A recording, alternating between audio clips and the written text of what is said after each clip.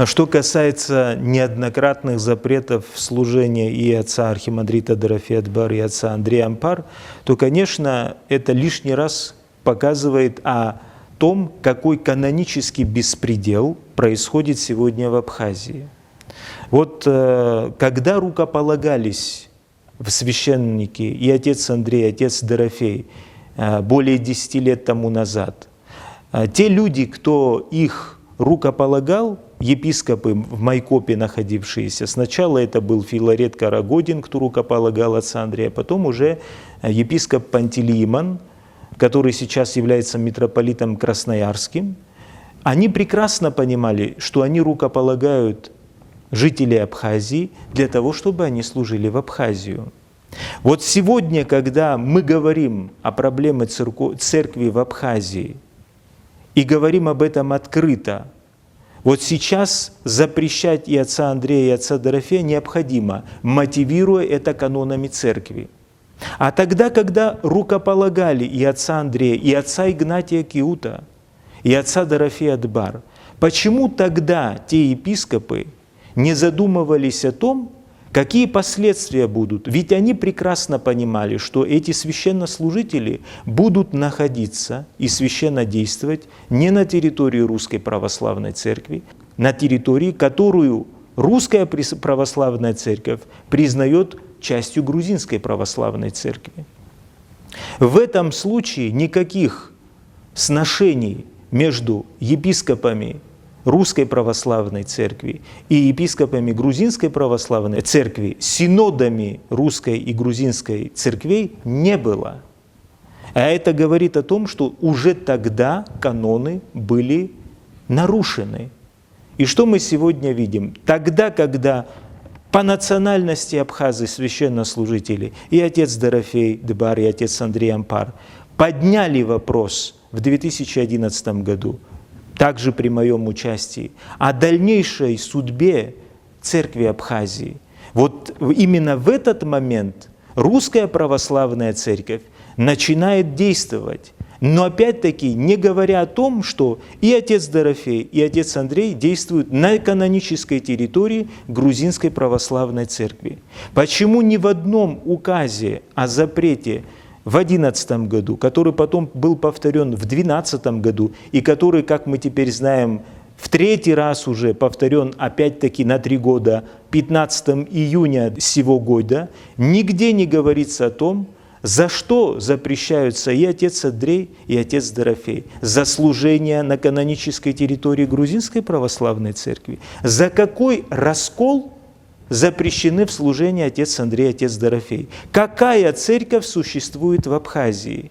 Как понимает епископ Майкопский, и в том числе священноначалие Русской Православной Церкви, то, что является собой церковь в Абхазии?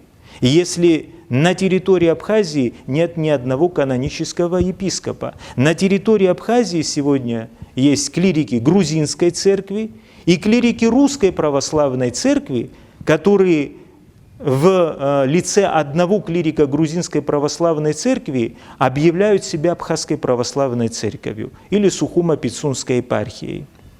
Причем я хочу сказать, что эти клирики Русской Православной Церкви в тех епархиях Русской Православной Церкви, в которых они были рукоположены или числятся, получили документ о том, что они в отпуске находятся или в заштатном состоянии.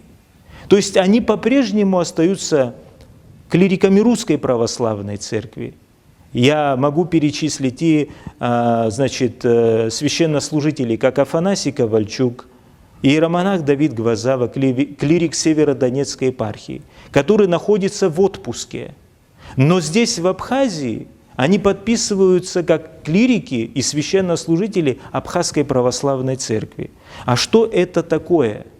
Что за совмещение того, что ты являешься по-прежнему клириком Русской Православной Церкви, но действуешь на территории Абхазии, которую Русская Православная Церковь признает частью Грузинской Православной Церкви, а не создают ли эти клирики также раскол на этой территории? Я хочу сказать, что мы здесь видим политику двойных стандартов.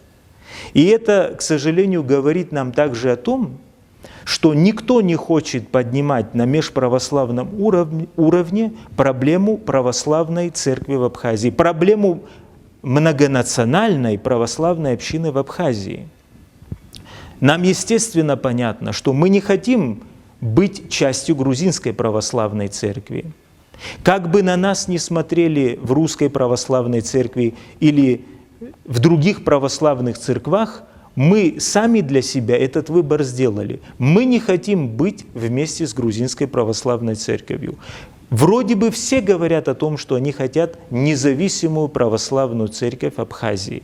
Но где же движение к тому, чтобы эта независимая церковь по-настоящему состоялась, если, как я уже говорил, одна часть священнослужителей и паствы идентифицирует себя с русской православной церковью, а другая часть идентифицирует себя с грузинской православной церковью?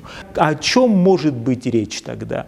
Какой может быть разговор об независимой православной церкви Абхазии? В этом также отношении я хочу подчеркнуть особую роль Синода Грузинской Православной Церкви. Эта грузинская православная церковь в первую очередь должна говорить о канонических неустройствах, которые происходят в Абхазии. Но они об этом не говорят.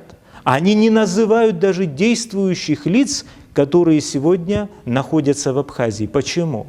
Потому что они не хотят делать из священнослужителей абхазского происхождения, являющихся клириками Грузинской Православной Церкви, одним из которых также являюсь я, ваш покорный слуга, они не хотят делать из нас мучеников, потому что вопрос о независимости Абхазской Церкви, он перешел из канонического обсуждения уже в политическое обсуждение.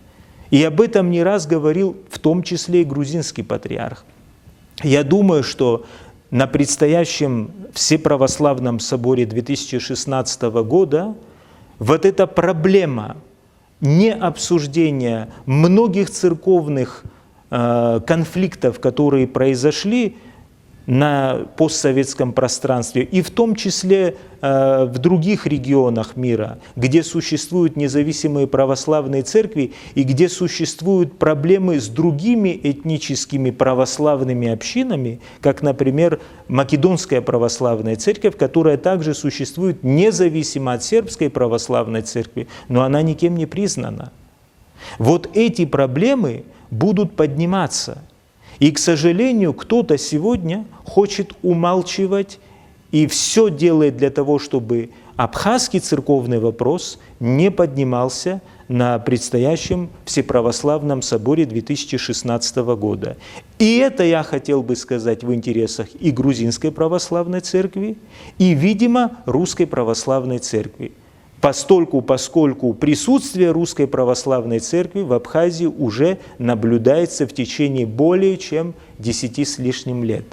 Но к чему оно приводит? К разрешению церковной проблемы или же к тому, чтобы в некоем вакууме находился абхазский церковный вопрос?